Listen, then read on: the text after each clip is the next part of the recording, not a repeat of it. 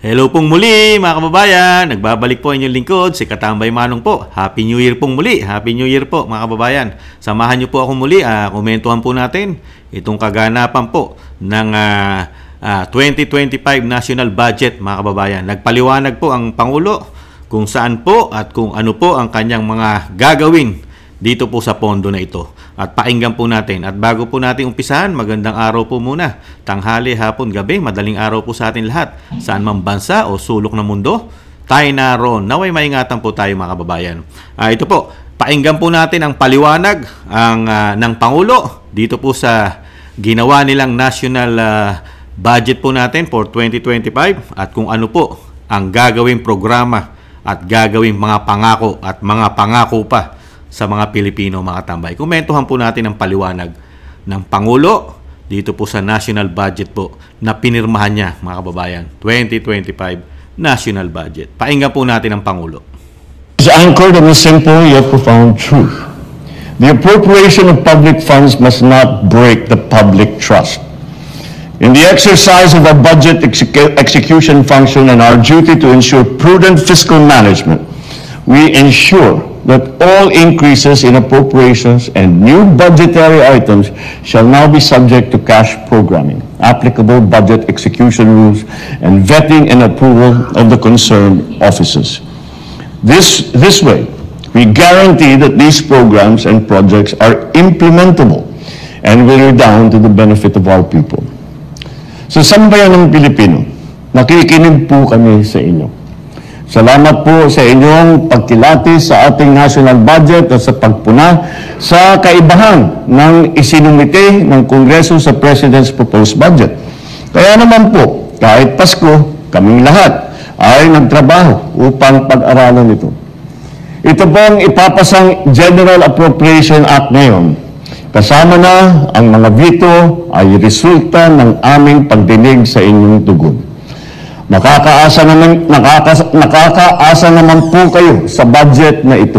Ipapagpatuloy at papalawigin pa natin ang ating serbisyo sa inyo alinsunod sa ating Philippine Development Plan ng 2023 to 2028. Titiyakin namin na mananatiling prioridad ang social services. Kasama na rin dyan ang edukasyon ayon sa mandato ng ating saligang batas. Pati na rin ang kalusugan. Sisikapin din po natin na ipagpatuloy at ipapagpapatupad ang ating economic services kasama ang infrastruktura at agrikultura upang mapalakas pa ang ating ekonomiya at malabanan ang kahirapan na dulot ng pagtaas ng presyo ng bilihin at kalamidad. Titiyakin namin na maipapatupad ang mga plano upang maipababa ang presyo ng pagkain, lalong-lalo na ang bigas. Itutuloy namin ang mga hakbangin upang mapunan ang kakulangan sa mga gusaling pampaaralan at ang mga computer ng mga eskwelahan. Sisiguruhin natin na tuloy-tuloy at mas lalawig pa ang mga benepisyo ng lahat ng Pilipino sa ilalim ng PhilHealth. Through this budget, we will also prioritize green investments and disaster preparedness to safeguard our environment and ensure resilience against disasters. We shall drive innovation and enhance trade and... Yan po mga tambay, napakahaba pa po. Nakita po natin ang mga prioridad po at pangako po ng ating Pangulo sa 2025 proposed budget po, ang pinirmahan po ng national budget po ng Pangulo mga tambay. At yung sinasabi nga niya, yung panukala po ng Pangulo, yung national budget po ay hindi naman po, ibang version po ang nakakanyang napirmahan. Pero pinagmalaki niya po ang kanyang mga gagawin, di po ba? Narinig naman po natin lahat ang kanyang mga programa, pangako ng ating Pangulo. Lahat po halos ay gagawin po ng Pangulo, lalo-lalo na po ang bilihin, ang pagtaas po ng bilihin. Nabanggit niya rin po siyempre ang bigas mga katambay. At sisiguruhin po na talagang tatrabahuhin po, magtatatlong taon na po, tatrabahuhin po ang presyo ng bigas at bilihin at marami pa pong pagawain na gagawin at gagawin pa hanggang 2028 daw ng ating Pangulo, mga katambay. Inisa-isa niya po lahat, mga katambay. Di ba? At hindi niya pababayaan po ang edukasyon, pati ang mga computer, at siyempre po ang PhilHealth, ang ating health system ay hindi niya po pababayaan.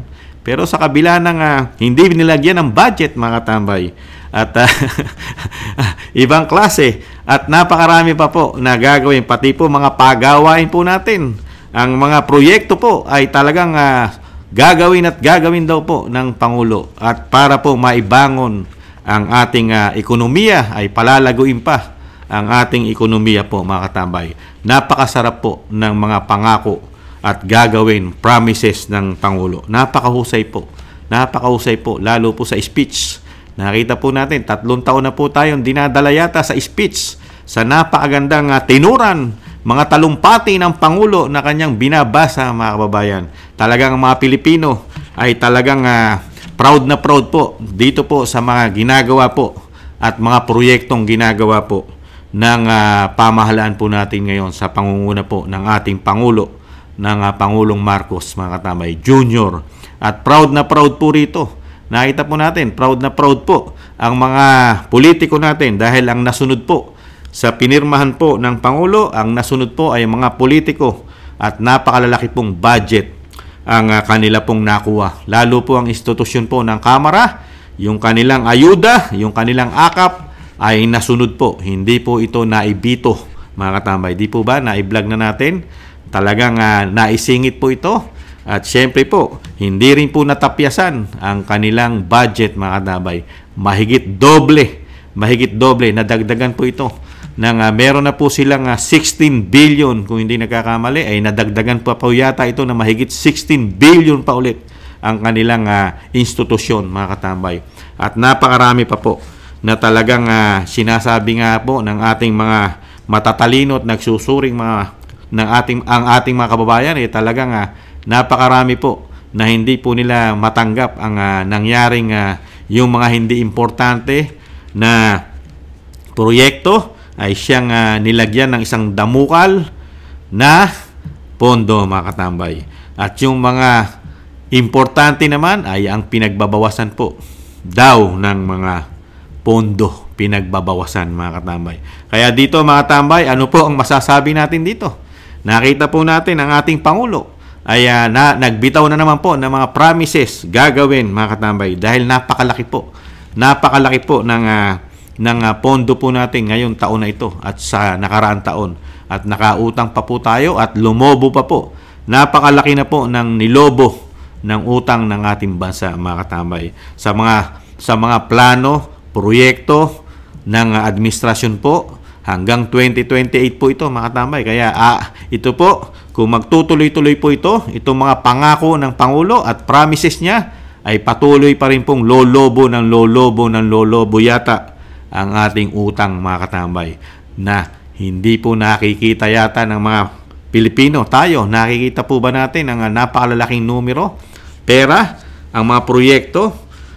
Nakikita po ba natin? Napapakinabangan po ba ng mga Pilipino? Lalong-lalo na yung sinasabi ng Pangulo na itutuloy niya ang mga programa, at marami pa siyang programa para ang Pilipinas ay umasenso at lumaban ulit, at hindi magpadaig sa mga bansa, at ang ekonomiya natin ay lumago ng lumago. Totoo kaya ito? Mangyayari kaya ito sa ating bansa, mga kababayan? Sa tingin nyo po, mangyayari? At mangyayari din kaya ang mga pangako, ang mga binitawang salita na naman ng ating Pangulo ay matutupad kaya sa napakalaking pera? Dahil lumobo po lahat, pati po ang opisina ng ating Pangulo ay lumobo po at nadagdagan po ng 50% ang bilyon niyang pondo, mga katambay, ang opisina ng Office of the President, mga katambay. Napakatindi po pagdating po sa pera, ang usapin po ng pera, mga katambay.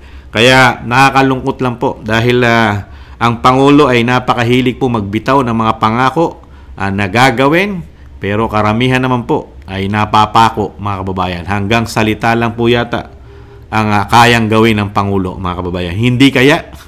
Dahil nakita na po natin, magtatatlong taon, mga kababayan, dinadala lang po yata tayo sa mga speech, sa mga programa na hindi po natin nakikita, mga kababayan. Kung makita man natin, ay tinatangay pa yata ng baha, tinatangay ng tubig, tinatangay ng hangin, mga kababayan.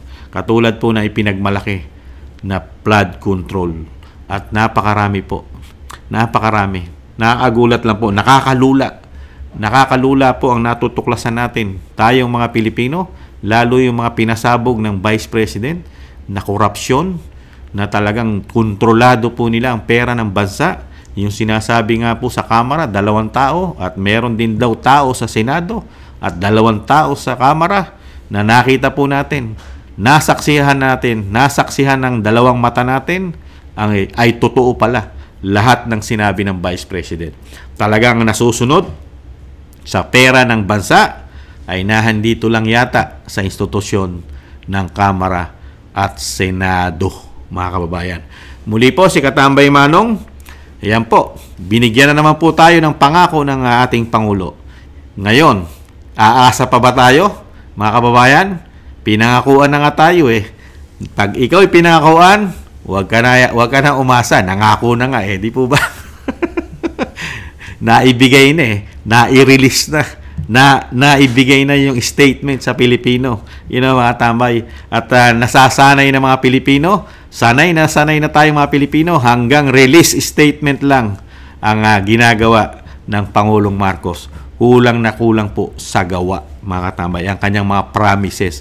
Kasi kung totoong siya may political will at may pagmamahal sa mga Pilipino, unang taon pa lang ng kanyang panunungkulan ay makikita mo na yung impact ng iyong pangako. Katulad nung ginawa ni dating Pangulong Duterte, unang taon pa lang meron ng impact, may pagbabago na, doon sa kanyang mga pangako. Ngayon, magtatatlong taon na, doon ka pa rin niya dadalhin sa kanyang pangako, mga katambay. Magtatatlong taon na.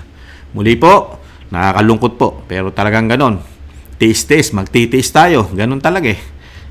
Talagang dadanasin po natin yan, ang pagtitiis, mga katambay. Sabi nga natin, mga Pilipino, napakatagal ng 2028, mga katambay.